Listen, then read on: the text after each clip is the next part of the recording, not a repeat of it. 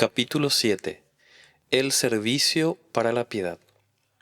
Los corazones consagrados al ministerio están disciplinados para trabajar duro, ya que con frecuencia salen de su zona de seguridad, se ubican en lugares vulnerables, toman compromisos que cuestan, se agotan en nombre de Cristo, pagan el precio, se encuentran con mares agitados, pero sus velas van empujadas por el Espíritu de Dios.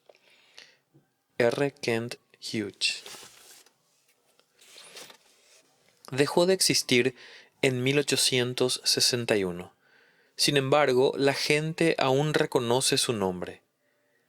El Pony Express era una empresa privada de envíos expresos que transportaba el correo por medio de hombres montados a caballo organizados a modo de relevos a lo largo de 184 estaciones.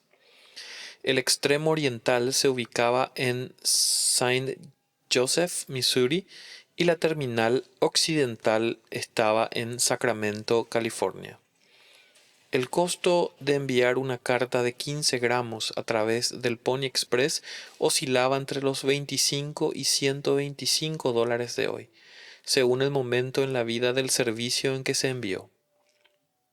Si los caballos resistían y el clima y los indios se mantenían a distancia, una carta podía completar los más de 3.200 kilómetros de viaje velozmente en 8 o 10 días, como sucedió con las noticias del discurso inaugural del presidente Lincoln. Tal vez le sorprenderá saber que el Pony Express operó desde el 13 de abril de 1860 hasta el 18 de noviembre de 1861, apenas 19 meses. Cuando se culminaron las obras de la línea de telégrafo entre ambas ciudades, el servicio a caballo ya no era necesario. Ser un jinete del Pony Express no era tarea fácil. Se necesitaba cubrir entre 120 y 160 kilómetros por día, cabalgando duro de día y de noche, cambiando caballos cada 15 o 25 kilómetros. Se cargaba con poco más que el correo, además de un revólver y un cuchillo.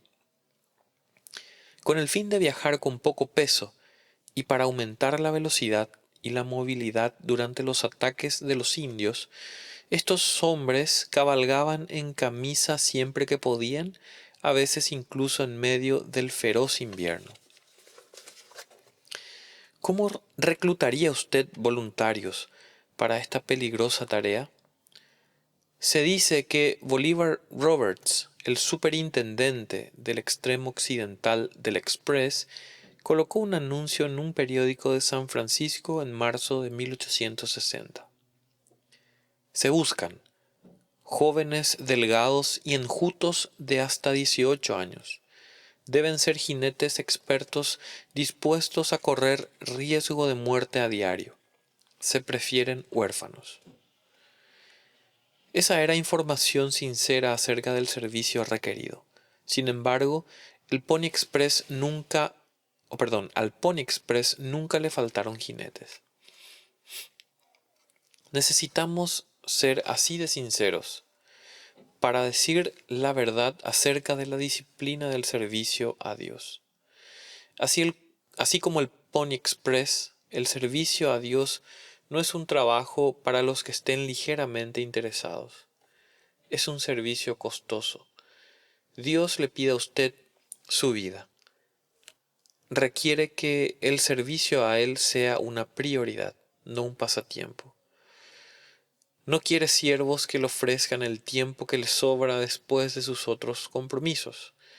El servicio a Dios tampoco es una responsabilidad a corto plazo. A diferencia del Pony Express, su reino no tiene fin y no le afectan los avances tecnológicos del mundo. La idea que tenemos del Pony Express probablemente se compara con la que imaginaron los jóvenes de 1860 que leyeron ese anuncio del periódico. Escenas de entusiasmo, compañerismo y aventura llenaban su mente mientras marchaban orgullosos hacia la oficina del Express para postular al trabajo. Sin embargo, solamente unos pocos pudieron visualizar que ese entusiasmo sería solo un punto ocasional en medio de la rutina de horas largas y duras en la soledad del trabajo. La disciplina del servicio es así. Si bien no existe un modo de vida más grandioso y noble espiritualmente que vivir de acuerdo al llamado de Cristo a servir, la realidad diaria de esa vida a menudo se presenta como algo tan humilde y ordinario como lavarle los pies a alguien. El costo del discipulado de Dietrich Bonhoeffer declaró: cuando Cristo llama a alguien, le pide que venga y muera. Dicho llamado a servir a Cristo trae a la mente imágenes de los mártires legendarios sin miedo a la persecución y de una muerte triunfante tras una vida de plantar la bandera del Evangelio entre los pueblos no alcanzados. En cambio, pareciera que, en general, el llamado de Cristo es una muerte gradual lavando pies en secreto. El servicio nos trae cuando contiene la promesa de una aventura audaz, pero huimos cuando significa, como sucede más a menudo, sentirse desterrado a servir a Cristo en un rincón sombrío de un lugar aparentemente sin importancia. Servir a Jesús caminando a su lado durante su ministerio de 3 años habría sido una aventura gloriosa. Servirle durante los 3 años previos como su aprendizaje de carpintería, barriendo y afilando sierras, no habría despertado el mismo interés. El ministerio del servicio puede ser algo público como predicar o enseñar, pero a menudo será algo aislado como el trabajo de guardería. Puede ser tan visible como cantar un solo, pero generalmente pasará desapercibido, como quien opera el equipo de sonido para amplificar ese solo. El servicio puede ser tan apreciado como un testimonio poderoso en un servicio de adoración, pero usualmente no recibe ni un agradecimiento, como le pasa a quien lava los platos después de un evento social en la iglesia. Percibimos a casi todo servicio, incluso a aquel que parece más atractivo, como la punta de un iceberg. Solo el ojo de Dios ve su enorme superficie oculta. Fuera de las paredes de la iglesia, el servicio se demuestra cuidando a los niños de los vecinos, llevándoles comidas a las familias en transición, haciendo tareas para los que están postrados, dando transporte a alguien que no tiene auto, ayudando con el jardín o las tareas de la casa, alimentando mascotas o regando las plantas de los que van de vacaciones. Y, lo más difícil de todo, demostrando un corazón de siervo en el hogar. Generalmente, el servicio se ve tan poco espectacular como las necesidades prácticas que busca cubrir. Es por eso que el servicio debe convertirse en una disciplina espiritual. La carne conspira contra su naturaleza oculta y monótona. 2 de los pecados más mortales, la pereza y el orgullo, aborrecen el servicio. Velan nuestros ojos y encadenan nuestras manos y pies para que no sirvamos como sabemos que debemos. O incluso queremos hacerlo. Si no nos disciplinamos para servir por el bien de Cristo y su reino y para el propósito de la piedad, solamente serviremos ocasionalmente o cuando sea conveniente a nuestro horario o para nuestros propósitos. El resultado será una cantidad y calidad de servicio que lamentaremos cuando llegue el día de rendir cuentas de nuestro servicio.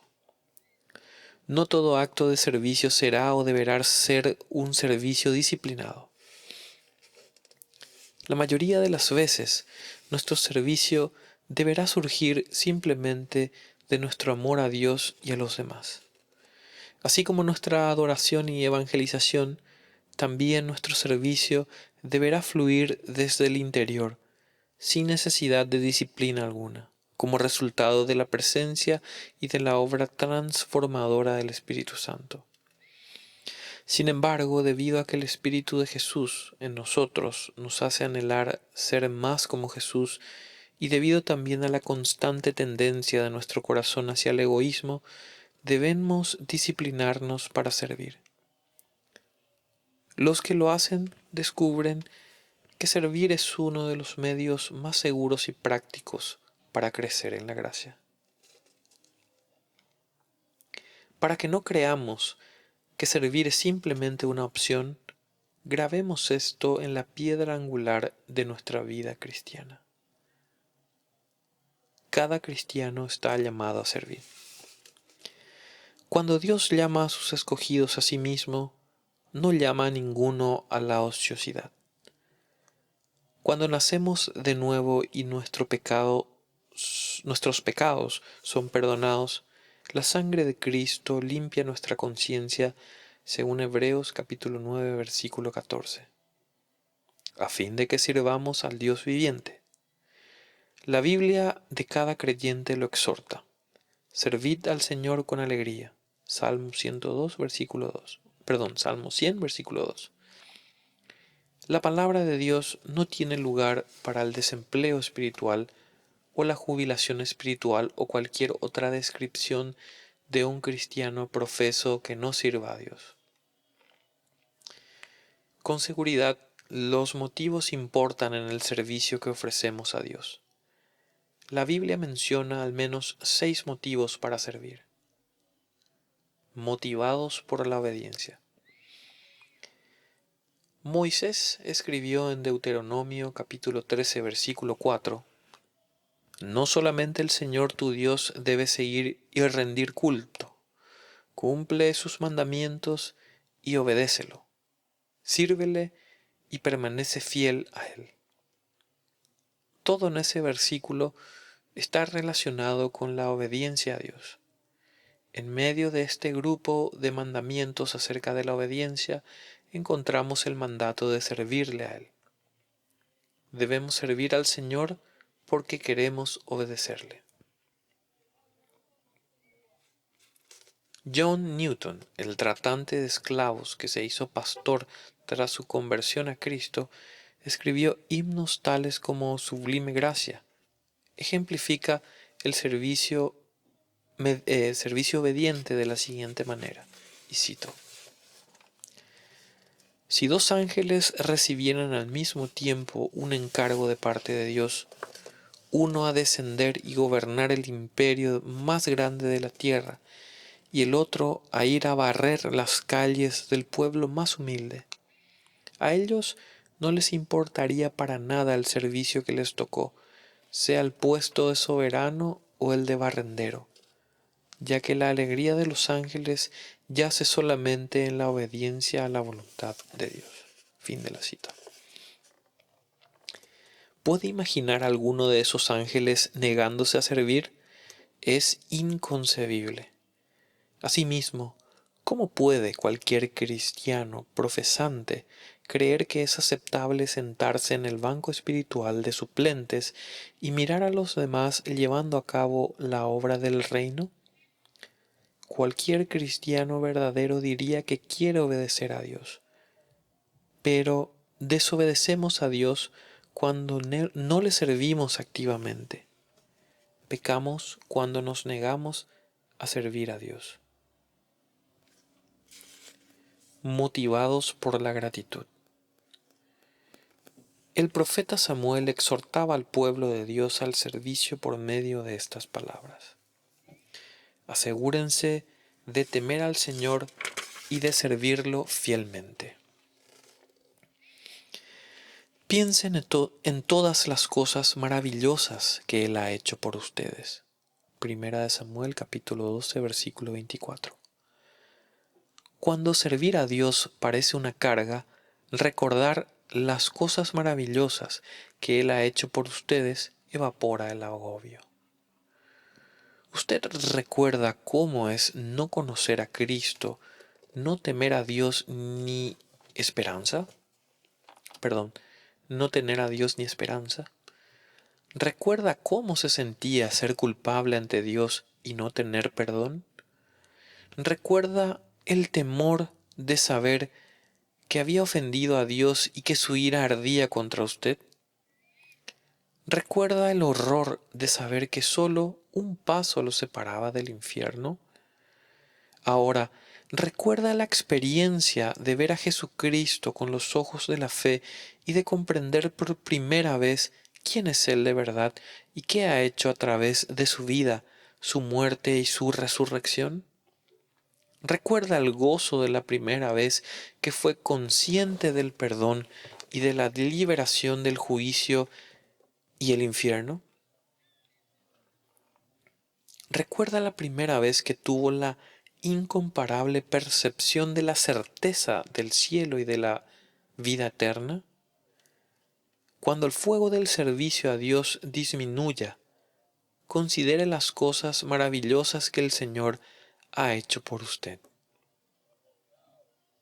Dios no ha hecho nada más grande por nadie, ni podría hacer nada mayor por usted que lo que ha hecho al acercarlo hacia Él mismo. Imagínese si Él pusiera 10 millones de dólares en su cuenta bancaria cada mañana por el resto de su vida, pero no lo salvara. Imagínese que Él le diera el cuerpo más agraciado y la cara más hermosa que haya existido jamás, un cuerpo que no envejeciera en 1000 años, pero que al morir lo dejara fuera del cielo y lo enviara a vivir la eternidad en el infierno.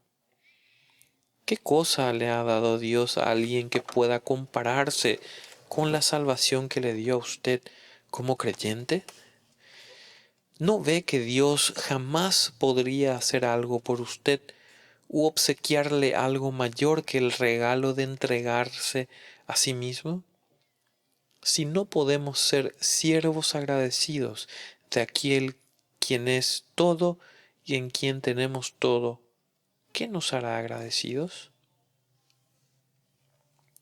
Motivados por la alegría. El mandamiento inspirado en el Salmo 100, versículo 2 es: servid al Señor con alegría. Dios espera que sus siervos le sirvan no de mala gana, con solemnidad o tristeza, sino con alegría.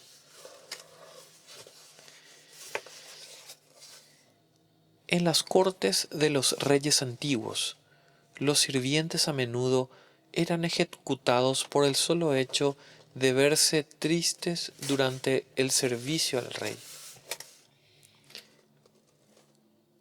En el capítulo 2, versículo 2 del libro que lleva su nombre, Nehemías se lamentaba a causa de las noticias que había recibido de que Jerusalén aún estaba en ruinas, a pesar del regreso de muchos judíos del exilio babilónico.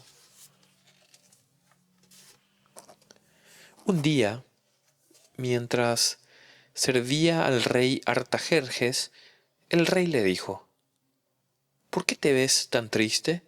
No me parece que estés enfermo. Debes estar profundamente angustiado. Debido a lo que esas palabras podían significar para su persona, Nehemías escribió: entonces quedé aterrado. Esto es porque no se debe estar melancólico o taciturno cuando se le sirve a un rey. No solo da la impresión de que uno sirve a regañadientes, sino que revela un descontento con su modo de gobernar.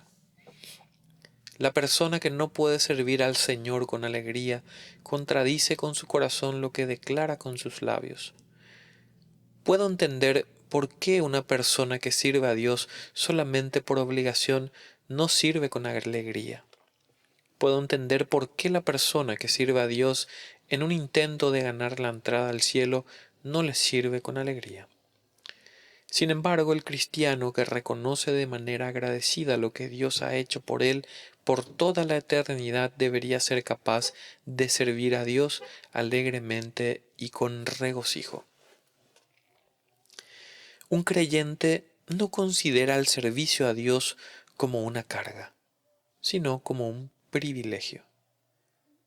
Imagine que Dios le permitiera a usted elegir a cualquier persona en el mundo para servirla y conocerla íntimamente, pero no le permitiera servirlo a él. Imagine que le permitiera servir en cualquier posición política o económica del mundo, pero le prohibiera servir en su reino.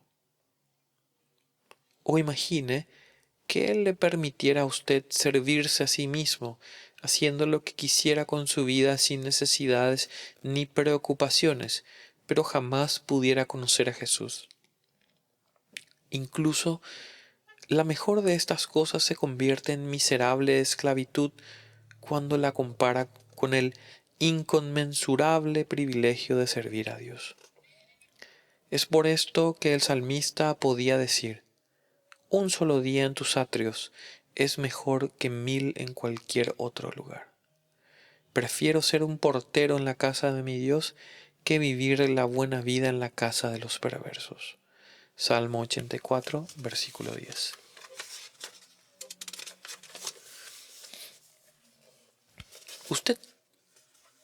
¿Usted sirve en ese comité de la iglesia con alegría o con tristeza?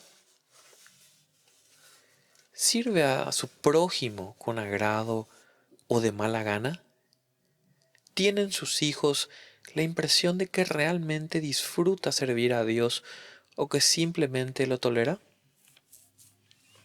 Motivados por el perdón, no la culpa. En la famosa visión de Dios que tuvo Isaías, observe su respuesta una vez que Dios lo había perdonado. Y cito: entonces uno de los serafines voló hacia mí con un carbón encendido que había tomado del altar con unas tenazas. Con él tocó mis labios y dijo: ¿ves? Este carbón te ha tocado los labios. Ahora tu culpa ha sido quitada y tus pecados perdonados. Después oí que el Señor preguntaba: ¿a quién enviaré como mensajero a este pueblo? ¿Quién irá por nosotros? Aquí estoy yo, le dije, envíame a mí. Isaías capítulo 6, versículos 6 al 8. Fin de la cita. Como un perro con correa, Isaías se forcejeaba para servir a Dios de algún modo, de cualquier modo. ¿Acaso era porque se sentía culpable? No, sino porque Dios le había quitado toda su culpa. El león del púlpito de Londres, Charles Spurgeon, conmovido con algo de la emoción de Isaías, dijo en un sermón el 8 de septiembre de 1867, y cito: el heredero de los cielos sirve a su Señor simplemente por gratitud. No tiene salvación que ganar ni cielo que perder. Ahora bien, debido al amor hacia Dios que lo escogió y quien pagó un precio tan grande por su redención, desea hundirse enteramente al servicio a su Señor. Qué miserable ha de ser la vida de ustedes, los que buscan la salvación a través de las obras de la ley. Piensan que si perseveran oficiosamente en la obediencia, quizá puedan obtener la vida eterna. Pero ¡ay! Ninguno de ustedes se atreva a pretender que ya la han conseguido. Se afanan y se afanan y se afanan, pero nunca consiguen aquello por lo que se afanan, y nunca lo conseguirán, ya que nadie llegará jamás a ser justo ante Dios por hacer lo que la ley manda. Romanos capítulo 3, versículo 20. El Hijo de Dios no obra por la vida, sino a partir de la vida. No se esfuerza para ser salvo, se esfuerza porque es salvo. Fin de la cita. El pueblo de Dios no lo sirve para ser perdonado, sino porque somos perdonados. Cuando los creyentes sirven únicamente porque se sienten culpables, sirven con cadenas en sus corazones. No hay amor en esa clase de servicio, solo trabajo duro. Nadie siente gozo en ese servicio, solamente obligación y esfuerzo monótono. Los cristianos no deben actuar de mala gana como si fueran prisioneros sentenciados a servir en el reino de Dios debido a la culpa. Podemos servir de buen grado porque la muerte de Cristo nos liberó de la culpa. Motivados por la humildad. Jesús fue el siervo perfecto. Reveló su grandeza en la humildad que adoptó para poder servir las necesidades más básicas de sus 12 amigos. Cito: Después de lavarles los pies, se puso otra vez el manto y se sentó y preguntó: ¿Entienden lo que acabo de hacer? Ustedes me llaman maestro y señor, y tienen razón, porque es lo que soy. Y, dado que yo, su señor y maestro, les he lavado los pies, ustedes deben lavarse los pies unos a otros. Les di mi ejemplo para que lo sigan. Hagan lo mismo que yo he hecho con ustedes. Les digo la verdad, los esclavos no son superiores a su amo, ni el mensajero es más importante que quien envía el mensaje. Juan capítulo 13, versículos 12 al 16. Fin de la cita. Con sorprendente humildad, Jesús, su Señor y Maestro, lavó los pies de sus discípulos como ejemplo de cómo de cómo sus seguidores debían servir con humildad.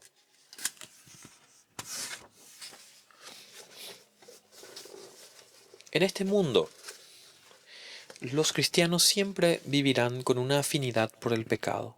La Biblia la llama la carne. ¿Qué dice? Si debo servir, quiero recibir algo a cambio. Si logro ser recompensado o ganar una reputación de humildad, o si de alguna manera pudiera convertirlo en algo para mi provecho, entonces daré una impresión de humildad y serviré. Pero esto no es servir como Cristo, esto es hipocresía. Los siervos hipócritas no servirán sin reconocimiento, sin algún retorno de su inversión de tiempo. Puede que deseen el reconocimiento en forma de aplauso, agradecimiento público, apreciación por medio de las redes sociales, resultados asegurados, honor por su ejemplo o, lo más sutil de todo, desarrollar una reputación de santo, sacrificado y excepcionalmente espiritual. Los hipócritas hacen esto porque no tienen ningún interés por la clase de servicio que solamente Dios puede ver y recompensar. Por lo cual, de ser necesario, idearán maneras astutas pero religiosamente aceptables y falsamente humildes para asegurarse algún tipo de reconocimiento humano. Si esto falla, intentarán negociar alguna clase de reciprocidad por su servicio. Con el poder del Espíritu Santo debemos rechazar este servicio hipócrita y santurrón por ser una motivación pecaminosa y servir en humildad, considerando a los demás como mejores que nosotros. Filipenses capítulo 2, versículo 3. ¿Puede usted servir a su jefe y a los demás en su trabajo ayudándolos a alcanzar el éxito y ser feliz incluso cuando ellos reciban ascensos y usted sea pasado por alto? ¿Puede esforzarse por hacer que otros se vean bien sin acumular envidia en su corazón? ¿Puede atender las necesidades de aquellos a quienes Dios exalta y a quienes los hombres honran cuando usted mismo parece haber sido abandonado? puede orar para que el ministerio de otros prospere, aunque eso signifique que el suyo quede en segundo plano? Si Dios lo coloca allí, ¿podrá usted, como lo hizo su maestro, servir durante años en su propio equivalente de un oscuro taller de carpintería de pueblo, si es allí donde Dios quiere que usted crezca en la piedad y profundice su sabiduría acerca de Él? En la disciplina del servicio, Dios no solo busca un trabajo bien hecho, ya que incluso el mundo sirve bien cuando existe una ganancia de por medio. Él nos llama a servir con humildad, porque eso nos lleva a ser semejantes a Cristo, motivados por amor. El meollo del servicio, según Gálatas 5, capítulo 5, versículo 13, debe ser el amor, pues ustedes, mis hermanos, han sido llamados a vivir en libertad, pero no usen esa libertad para satisfacer los deseos de la naturaleza pecaminosa. Al contrario, usen la libertad para servirse unos a otros por amor. Ningún combustible para el servicio dura más y provee más energía que el amor. Hago algunas cosas en el servicio a Dios que no haría por dinero, pero estoy dispuesto a hacerlas por amor a Dios y a los demás. Leí acerca de un misionero en África a quien le preguntaron si realmente le gustaba lo que estaba haciendo. Su respuesta fue impactante. ¿Si me gusta este trabajo? Dijo, no. A mi esposa y a mí no nos gusta el polvo. Ambos tenemos sensibilidades razonablemente refinadas. No nos gusta arrastrarnos para entrar en chozas repugnantes a través de desechos de cabra.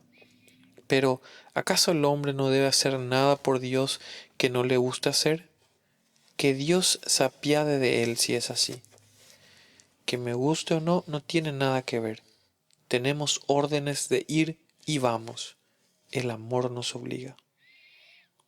Cuando el amor de Cristo controla u obliga a las personas, ellas ya no viven para sí, sino para aquel que murió y resucitó por ellos.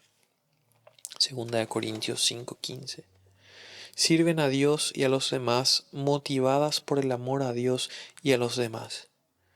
Jesús dijo en Marcos capítulo 12 versículos 28 y 31 que el mandamiento más importante es amar a Dios con todo lo que usted es, y el siguiente en importancia es amar a su prójimo como a usted mismo.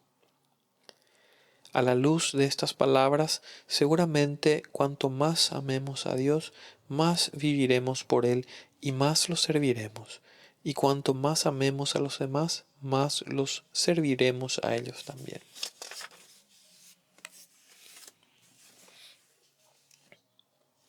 Cada cristiano tiene un don para servir.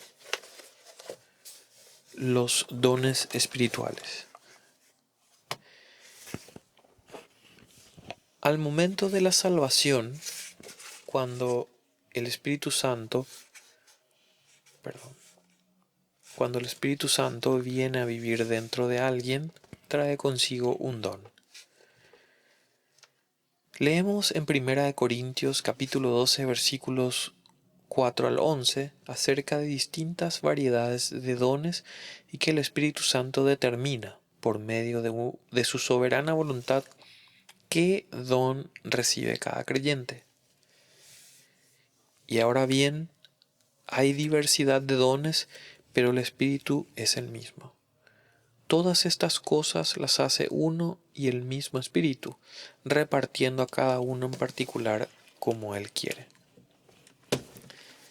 De igual importancia, 1 de Pedro capítulo 4 versículo 10 garantiza que cada cristiano recibe un don especial, un don con el propósito de ser utilizado en el servicio. Dios, de su gran variedad de dones espirituales, les ha dado un don a cada uno de ustedes. Úsenlos bien para servirse los unos a los otros. Puede que usted ya sepa que el tema de los dones espirituales desata continua controversia en muchas áreas de la Iglesia. Los principales pasajes acerca del tema son Romanos 12, 4, 8, 1 Corintios 12, 5, 11, 27, 31, 1 Corintios 14, Efesios 4, 7, 13 y 1 Pedro 4, 11. Lo animo a que lea cada uno en oración. Más allá de su teología acerca de los dones espirituales, los dos puntos más importantes sobre ellos siguen siendo los que se dan en 1 Pedro, capítulo 4, versículo 10. 1. Si usted es cristiano, definitivamente tiene al menos un don espiritual. Y 2. Dios le dio ese don con el propósito de que lo utilice para servir en su reino. Quizá usted ha oído muy poco acerca de los dones espirituales, o por algún motivo nunca identificó su don espiritual. No se preocupe. Muchos cristianos sirven a Dios de manera fiel y fructífera durante toda su vida sin determinar su don específico. No estoy sugiriendo que usted no intente descubrir su don, sino que usted no está relegado a la banca de suplentes en el reino de Dios hasta que pueda definir su don. Estudie el material bíblico acerca de los dones espirituales y escoja cuidadosamente algunos de los mejores libros del torrente de tomos que existen sobre el tema. Pero desde ya, no tema de servir. Usted podrá servir de manera eficaz aún sin saber cuál es su don. J. I. Packer nos recuerda que los dones más significativos en la vida de la Iglesia en todas las épocas son capacidades naturales normales santificadas. Mantenga el equilibrio. Dios le ha dado un don espiritual y no es lo mismo que una capacidad natural. Ese talento natural, justamente santificado para el uso de Dios, a menudo apunta hacia la identidad de su don espiritual. Pero usted debería descubrir ese don especial que Dios le ha dado mientras sirve tan diligentemente como le sea posible sin esa información definida. De hecho, además del estudio de las Escrituras, la mejor manera de descubrir y confirmar cuál es su don espiritual es a través del servicio. Si tiene una inclinación a enseñar, puede que nunca sepa si su don es enseñar hasta que acepte una clase y lo intente. Usted podría descubrir por medio del ministerio hacia las personas que sufren que su don es la misericordia. Por otro lado, a través de la participación en un ministerio específico, usted podrá confirmar cuál no es su don. Hace unos años pensaba que tenía cierto don, hasta que a través del servicio me fue dolorosamente evidente que poseía un don completamente diferente. Lo animo a disciplinarse a servir en un ministerio de manera habitual y continua en su iglesia local.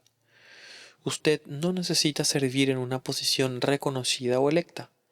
Encuentre la manera de vencer la tentación de servir solo cuando es conveniente o emocionante. Eso no es servicio disciplinado. Quienes tienen corazón y ojos de siervo se sentirán obligados por amor a servir de maneras y en momentos por fuera de las expectativas de su ministerio oficial en la iglesia. Pero al hacerlo no desatenderán el ministerio continuo del cuerpo local de Cristo. Usted puede sentirse pasado por alto o limitado por un horario inusual. O puede que esté físicamente incapacitado, pero aún así usted puede descubrir formas de servir. A menudo las personas con horarios inusuales o limitaciones físicas son poderosos intercesores en un ministerio de oración. A pesar de sus restricciones, aquellos con corazones para servir siempre encontrarán formas de servir. En nuestra iglesia tenemos una azafata que trabaja en rutas al extranjero. Cuando ella trabaja se va por varios días. No tiene un horario normal de lunes a viernes. Ella siempre había sido quien escribía cartas de ánimo y regalaba libros a modo de ministerio. Sin embargo, se unió a nuestra congregación, buscó una forma disciplinada de servir junto con otros creyentes en lugar de hacerlo individualmente. Pero, ¿cómo lograrlo con su horario? Muy pronto fue evidente que su don espiritual es el servicio, esto es, cubrir necesidades prácticas. También se destaca en la hospitalidad. Ahora pertenece a un equipo ministerial en nuestra iglesia que se especializa en la hospitalidad. Debido a que es un ministerio grupal, la tarea no exige que ella esté presente cada vez que sirven. Cuando ella está en casa, contribuye su parte. Dios da dones espirituales para usar en el servicio. Si el uso del don que usted posee no fuera parte de su plan, ya no habría propósito para su vida. ¿Por qué nos permitiría Dios vivir sin ninguna utilidad hacia Él? En su sabiduría y previsión, brinda a cada creyente dones para servir y mantiene a cada creyente con vida por tanto tiempo como quiere para que él o ella lo sirva. El punto de este capítulo, sin embargo, es un llamado al servicio disciplinado, con el objetivo de llegar a ser más semejantes a Jesús. Algunos dones espirituales se inclinan hacia ministerios realizados fuera del centro de atención y a menudo son inadvertidos por las masas. No obstante, al igual que Jesús, sin importar cuánto reconocimiento público ganemos en el ministerio, Dios nos llama también a épocas de servicio en las penumbras. Sean cuales sean sus dones o talentos, determine utilizarlos para Cristo y su reino. Algunos tienen el don de ayudar y esas acciones de servicio se presentan más naturalmente, escribe Jerry White. Para la mayoría de los cristianos, el servicio requiere un esfuerzo consciente. Para ponerlo de otro modo, el servicio requiere disciplina.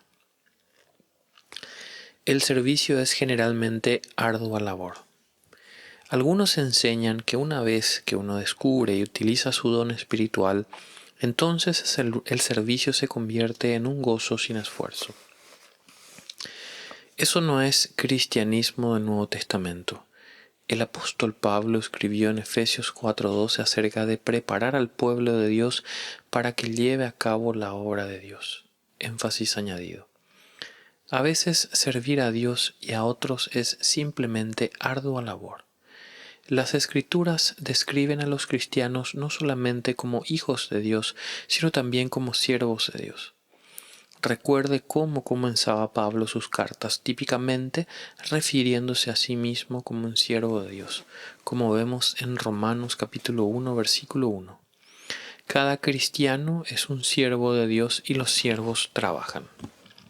Pablo describió su servicio a Dios con estas palabras en Colosenses capítulo 1, versículo 29. Es por eso que trabajo y lucho con tanto empeño, apoyado en el gran poder de Cristo que actúa dentro de mí.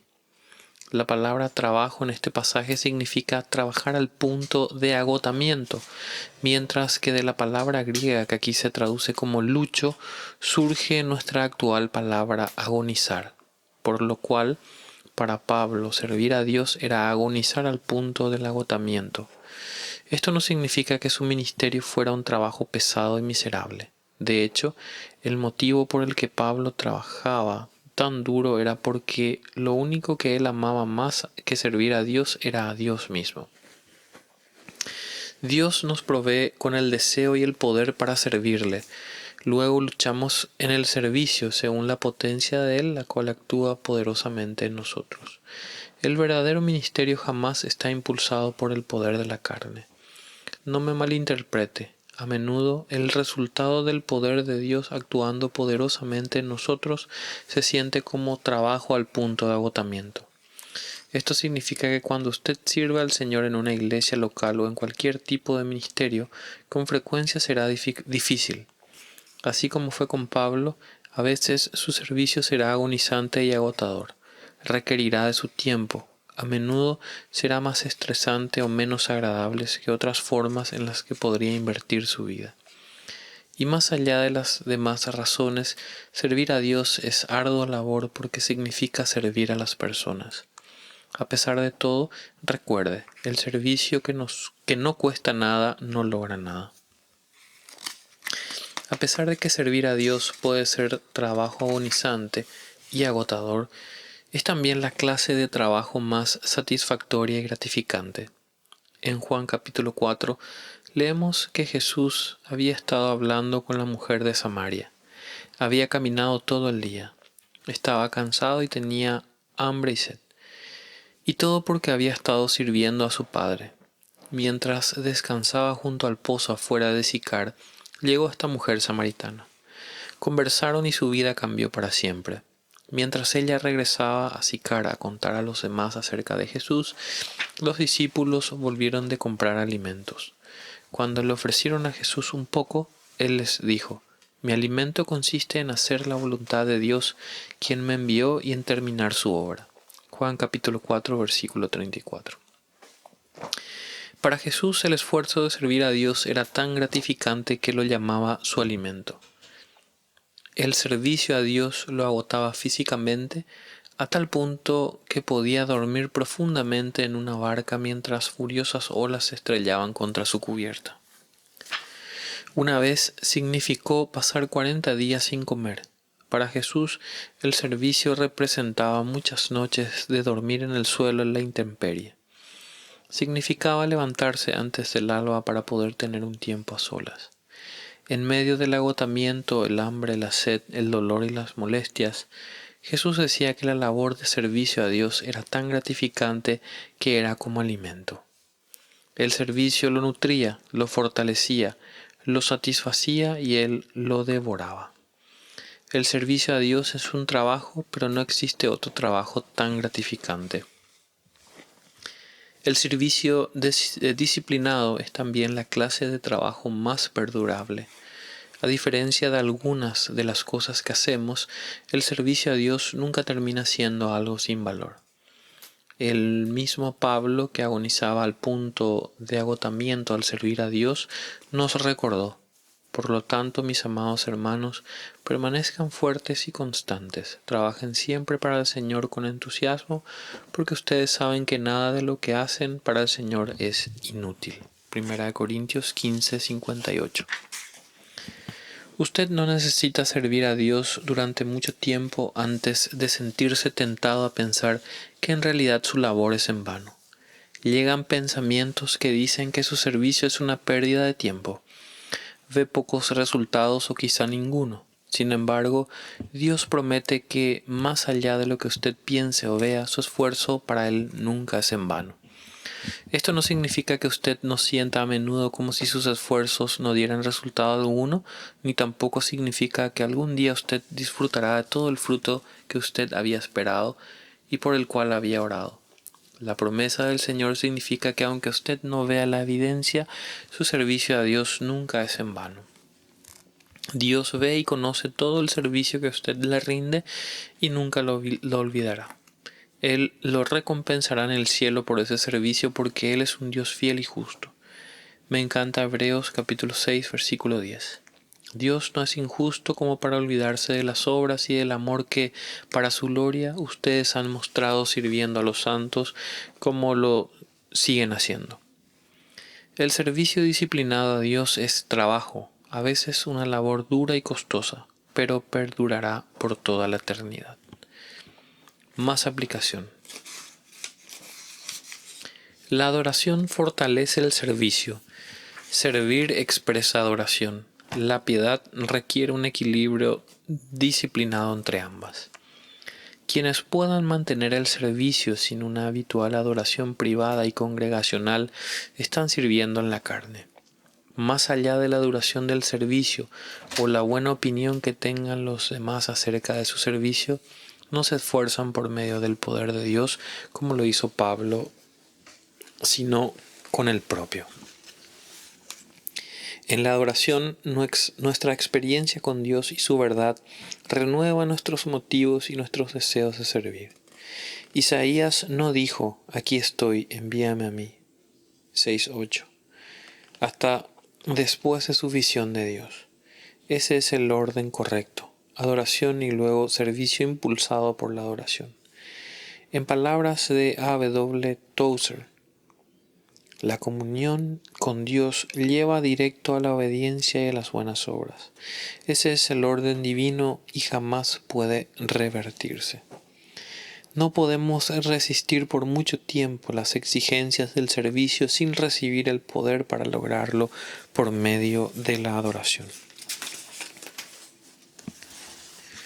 Al mismo tiempo, una medida de la autenticidad de la adoración, nuevamente tanto personal como interpersonal, es si da como resultado un deseo de servir. Isaías, citado anteriormente, es el clásico ejemplo de esto también. Nuevamente, Tozer lo dice mejor. Nadie puede adorar a Dios en espíritu y en verdad por mucho tiempo sin que la obligación al servicio santo se vuelva demasiado fuerte para resistir. Por lo tanto, debemos sostener que la búsqueda de la piedad requiere que nos disciplinemos tanto para la adoración como para el servicio. Dedicarse a una sin la otra es no experimentar ninguna de las dos. Usted tiene la obligación de servir y un don para servir, pero ¿está dispuesto a servir? Los israelitas sabían sin duda alguna que Dios esperaba que ellos le sirvieran, pero una vez Josué los miró a los ojos y los desafió a estar dispuestos a servir. Pero si a ustedes les parece mal servir al Señor, elijan ustedes mismos a quienes van a servir. Por mi parte, mi familia y yo serviremos al Señor. Josué, capítulo 24, versículo 15. Cuando pienso en una disponibilidad fiel para servir, recuerdo a aquel hombrecito callado de la iglesia donde yo era parte del personal. Cada domingo su llegada era inadvertida, ya que él llegaba mucho antes que los demás. Sin embargo, dejaba su viejo auto en una esquina alejada del estacionamiento para dejarle los mejores lugares al resto. Abría todas las puertas del edificio, tomaba los boletines y luego esperaba afuera. Cuando alguien llegaba, él lo recibía con un boletín y una amplia sonrisa. Pero no podía hablar. Se avergonzaba cada vez que alguien recién llegado le hacía una pregunta. Algo le había sucedido a su voz mucho tiempo antes. Cuando lo conocí, él tenía unos 60 años y vivía solo. Cuando tenía problemas con su auto, lo cual era frecuente, no le contaba a nadie y caminaba casi 2 kilómetros hasta la iglesia. A causa de su vulnerabilidad, le robaron y le golpearon varias veces, al menos 2 durante los 3 años que yo estuve en la iglesia. Algunos miembros de la iglesia me contaron que sospechaban que había perdido su voz como consecuencia de haber sido golpeado muchos años antes. Una artritis extensa encorvaba sus hombros, impidiéndole doblar el cuello, lo cual convertía el abrir puertas y entregar boletines en un trabajo pesado. Cada detalle de su vida sumaba a la condición de ser poco conocido y permanecer en segundo plano.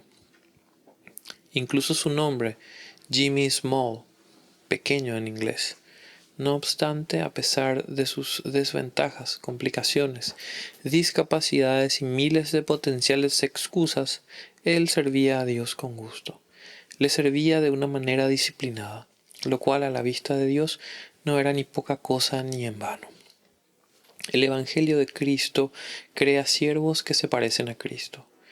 El Señor Jesús siempre fue el siervo de todos, el siervo de siervos, el siervo.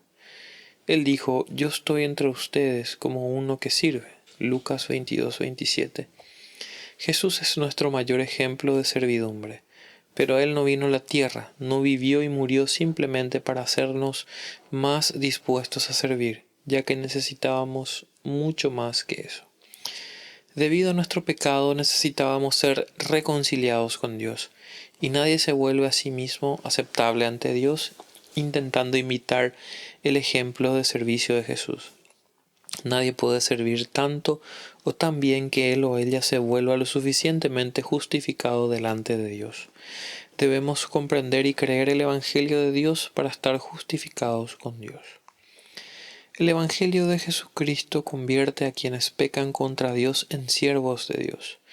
El Espíritu Santo obra a través del Evangelio para transformar a aquellos que sirven a sus ídolos, tales como las riquezas, una carrera, los deportes, el sexo, la casa, la finca, la educación, los pasatiempos, las drogas, la política, etc. En siervos de Dios, tal como lo hizo en la época del apóstol Pablo cuando el misionero le escribió a unos cristianos relativamente nuevos. Ustedes se apartaron de los ídolos para servir al Dios vivo y verdadero. Primera de Tesalonicenses, capítulo 1, versículo 9. Quienes creen en el Evangelio de Jesús reciben corazones de siervos parecidos al de Cristo, por lo cual una de las indicaciones más claras de que las personas verdaderamente han comprendido el Evangelio de Jesús es que un deseo nuevo de servir, de parecerse a Cristo, comienza a superar el deseo egoísta de ser servido. Ellos comienzan a buscar maneras de hacer algo para Cristo y su Iglesia, especialmente maneras que servirán al Evangelio. El Evangelio en el que usted creyó le ha dado un corazón de siervo. ¿Está su servicio arraigado en el Evangelio? Aún así, lo cierto es que si las personas transformadas por el Evangelio y con un corazón para el servicio pretenden parecerse más a Cristo, deberán disciplinarse a servir como Jesús sirvió. ¿Lo hará usted? Se necesitan voluntarios talentosos para servicio difícil en la expresión local del reino de Dios.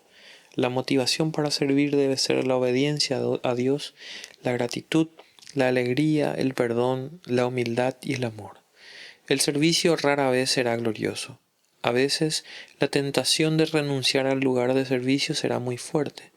Los voluntarios deben ser fieles a pesar de las largas horas, los resultados escasos o no visibles y posiblemente la total falta de reconocimiento excepto de parte de Dios para toda la eternidad.